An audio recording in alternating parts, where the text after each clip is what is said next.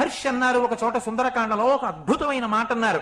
దదర్శ హరిషార్దూలస్తస్య రక్షపతే గృహే మృగాణం మహిషాణాంచ వరాహాణాంచ భాగశః అన్నారు. కన్నతల్లి పిల్లల్ని దానాన్న భోజనానికి రా అని ఎలా పిలుస్తుందో అక్కడ వండి వడ్డింపబడినటువంటి పదార్థములలోంచి వచ్చినటువంటి సువాసనలు నాసాపుటములకు తగిలి అలా పిలుస్తున్నాయిట. అక్కడ దున్నపోతులు, లేళ్లు, జింకలు, జలపక్షులు, మేకలు, గొర్రెలు, నెమళ్ళు, కోళ్లు, ఇన్ని రకాలైనటువంటి జంతువులను చంపి ఆ మాంసముతో పచనము చేయబడినటువంటి పదార్థములు, ఇతర రకములైనటువంటి ఆహారములు, తాగేవి, నాకేవి, మింగేవి, కొరికేవి, ఇన్ని రకములైనటువంటి పదార్థములు బంగారు పళ్ళెములలో అలా వడ్డించి ఉన్నాయి.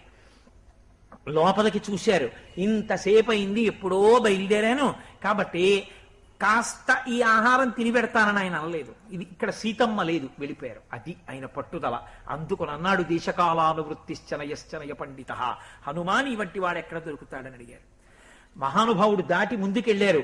దివ్యాహ ప్రసన్నాహ సురాహ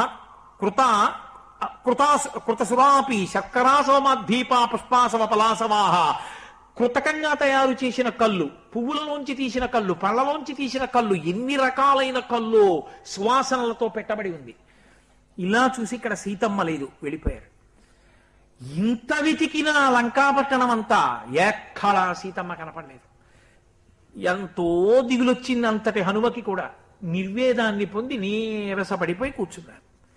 మనసు నీరసపడిపోతే శరీరానికి ఉన్న బలం ఇక పనికిరాదు. శరీరానికి బలం లేకపోయినా మనసుకి జవం ఉందనుకోండి, నడుస్తుంది.